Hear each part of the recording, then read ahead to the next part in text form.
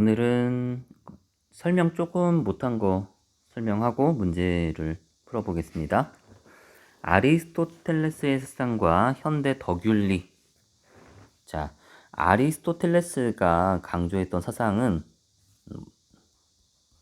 덕입니다.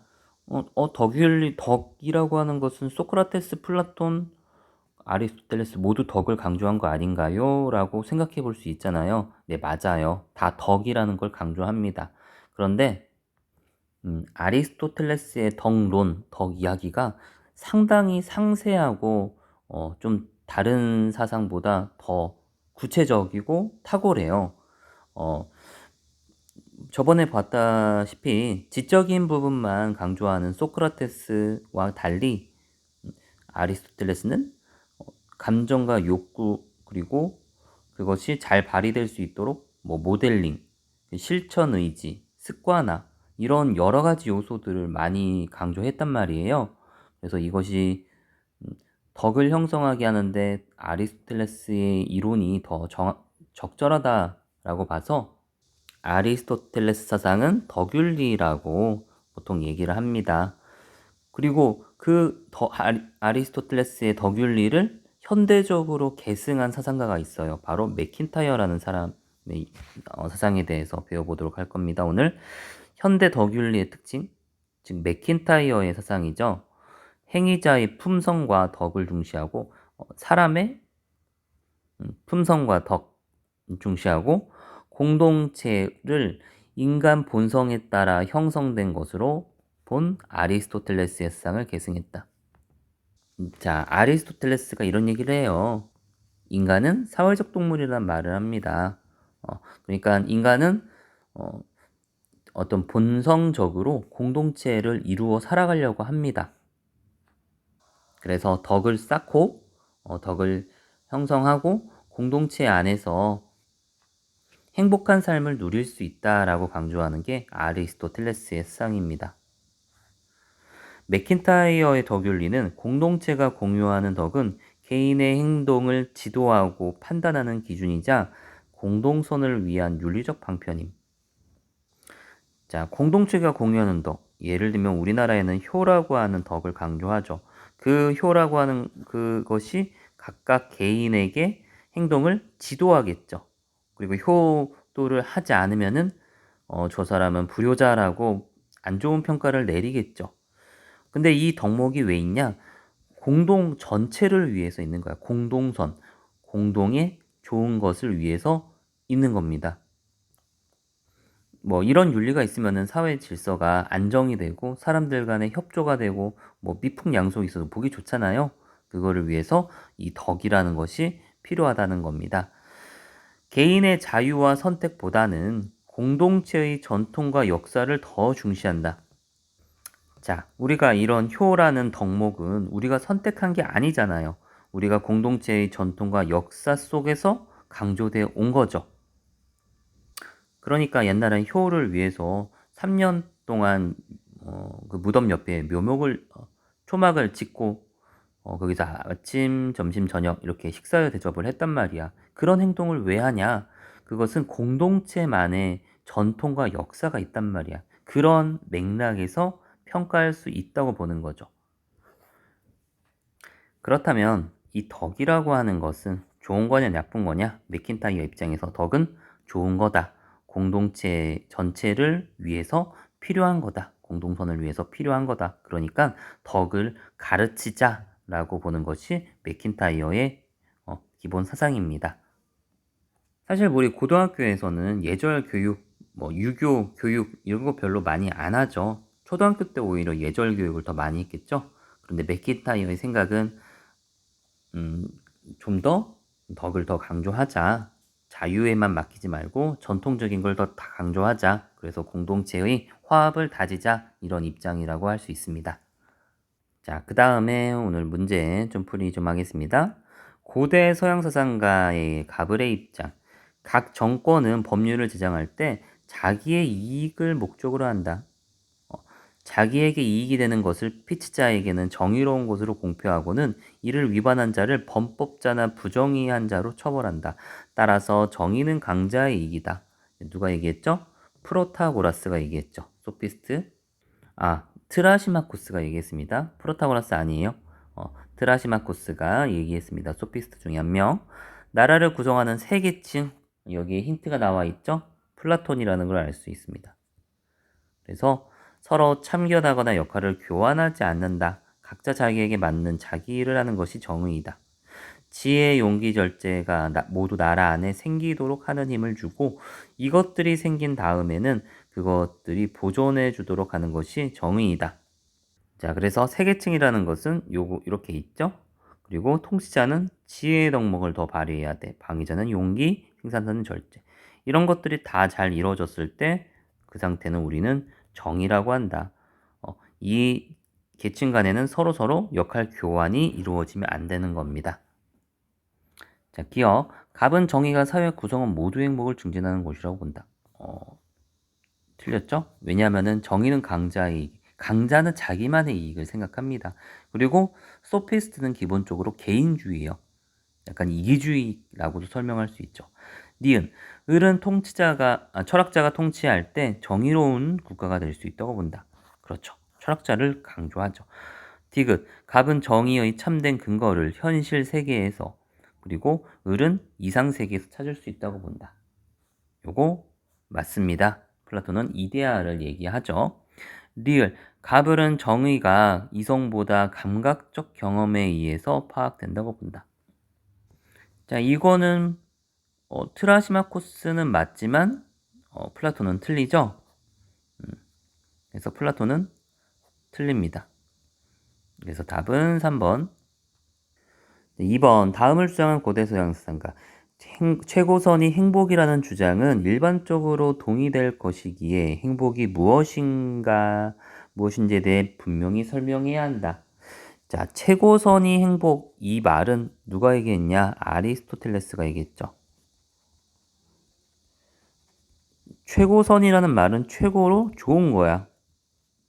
그 최고로 좋은 거는 플라톤은 이데아라고 설명하겠죠. 이데아를 인식해야지. 그리고 그 안에서 행복을 이룰 수 있다라고 하는데, 아리스토텔레스는 그 행복이라는 것은 현실 세계에서 이루어진다고 얘기하고 있습니다. 그런데 행복하려면 먼저 인간의 고유한 기능, 즉 이성을 잘 발휘해야 된다. 그래야지 행복할 수 있다. 근데 영혼은 이성적인 부분과 비이성적인 부분 두 가지로 나뉘죠. 그래서 이성적인 부분이 잘 발휘되면은 세 가지의 덕이 만들어진다고 했죠. 이론적 지혜, 철학적 지혜, 실천적 지혜. 일상생활과 관련된 거. 비이성적 부분은 감정과 욕구입니다. 이것이 요 이성적인 거의 인도하에서 인도하에 행동이 이루어질 것을 얘기하고 있습니다. 하여튼 1번, 선은 인간의 모든 행위가 추구하는 것이다. 자, 인간의 모든 행위는 왜 여러분 어떤 행동을 합니까? 그것이 좋기 때문이죠. 자기한테 좋음을 가져다 주기 때문에 대부분 그렇게 행동하는 것 맞습니다. 우리는 모두 좋음을 추구합니다. 맞는 말이고, 최고선은 인간의 모든 행동의 궁극적인 목적이다. 이것도 맞죠? 우리는 결국 궁극적인 목적, 행복을 위해서 행동하죠.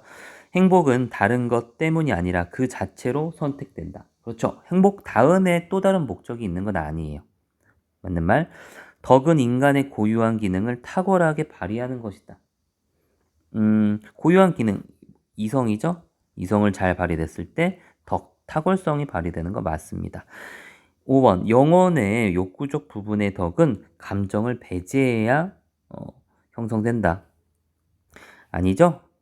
비이성적 부분에는 감정도 있습니다. 이 감정을 잘 다스려야 돼요. 그래서 답은 여기 5번이 되겠네요. 옳지 않은 것. 3번, 다음을 주장한 고대 서양 사상가. 여러분은 재물과 명예에 대해 그렇게 마음을 쓰면서 지혜와 진리에 대해서는 그리고 자신의 영혼 훌륭해지도록 하는 것에 대해서 마음을 쓰지 않는 것을 어찌 부끄러워하지 않습니까? 여기서 소피스트들을 비판하고 있죠. 재물, 명예, 세속적인 가치만 강조하는 걸 비판하고 있는 겁니다. 여러분 중 누군가가 자기는 마음을 쓰고 있다고 반발한다면 저는 그 사람을 신문할 겁니다. 그리하여 만약 그가 사람으로서 훌륭함을 지니고 있지, 네, 그래서 저는 그를 나무랄 것입니다. 제가 하는 일은 여러분의 영혼이 최선의 상태가 되도록 영혼에 대해 마음을 쓰도록 설득하는 것입니다. 자, 이 얘기는 소크라테스죠. 자, 그래서 1번에 진리탐구 힘쓰고 자신의 삶을 성실히 검토한다. 이게 바로 소크라테스의 의견입니다. 부하명예 목표로 하지 않죠. 상대성 인정하지 않죠. 소크라테스는 절대주의예요. 성공을 위해 아니죠. 합리적 사유를 버리고 아닙니다. 지혜는 영혼의 세 부분인 이성, 기계, 욕구 감각을 위해서뿐만 아니라 이들 셋으로 이루어진 전체를 위해서 무엇이 유익한지 아는 것이다. 자, 영혼의 세 부분, 이성, 기계, 욕구. 용기는 이성이 지시하는 대로 두려워할 것과 두려워하지 않을 것을 쾌락과 고통 속에서도 끝까지 보존하는 것이다. 용기. 용기라는 것은 두려워할 것은 두려워해야 돼요. 두려워하지 않을 것은 계속 두려워하지 않아야 되는 거죠. 전쟁에서 그렇죠. 두려워하지 않고 싸워 나갈 건 싸워야 되는 거죠. 절제는 세 부분의 우호와 화합에 의해서 지배하는 부분, 지배하는 것은 이성이죠. 지배를 받는 두 부분은 기계와 욕구죠. 그래서 각각 제 역할을 해야 돼. 이성은 지휘하는 역할을 해야 되고, 기계는 펼치는 역할, 그리고 욕구는 절제, 억제하는 역할을 해야 되죠. 자, 그래서 서로서로 제각각 역할이 있다. 그게 바로 여기에는 다 절제라는 것이 덕목이 깃들어 있다. 기억, 지혜는 이성의 덕이고 용기는 기계의 덕이다. 맞는 말입니다. 자, 용기는 어떤 경우에도 두려워하지 않는 덕이다. 여기 안 나와 있죠. 그렇죠. 어떤 경우에는 두려워할 건 두려워해야 되죠. 디귿, 절제는 이성, 기계, 욕구에 공통으로 요구되는 덕이다. 아까 말했죠. 리을, 정의로운 사람은 이성, 기계, 욕구가 조화를 이루고 있다. 그렇죠. 답은 5번이 되겠습니다. 자, 모두 옳은 대답을 했을 때 A 입장, A상가. 모든 행위는 목적. 이렇게 말하는 건 아리스토텔레스입니다. 사실 아리스토텔레스는 목적론적 세계관이라고도 표현해요. 행동의 목적은 행동하는 것은 어떤 목적을 지향한다. 근데 그 목적을 계속 따라가다 보면은 궁극 목적은 행복이다. 그러려면은 덕이 필요하다. 그래서 이성적인 부분과 이성적이지 않은 부분 둘 다 탁월성을 갖고 있어야 된다. 자, 기억. 최고선인 행복은 덕에 따라야 된다. 그렇죠. 영혼이 탁월성을 발휘해야 돼. 니은. 품성적 덕은 인간의 감정이나 행위와 관련된 덕이다. 맞는 말입니다. 디귿. 선의 이데알을 인식하고 요거는 플라톤이죠. 플라톤. 리을. 실천적 지혜는 중용을 습관화할 때 형성되는 지성적 덕이다. 이거 좀 헷갈릴 수 있는 건데 실천적 지혜는 교육을 통해서 형성됩니다. 그리고 품성적 덕이라고 하는 것은 중용을 습관화할 때 형성되는 것.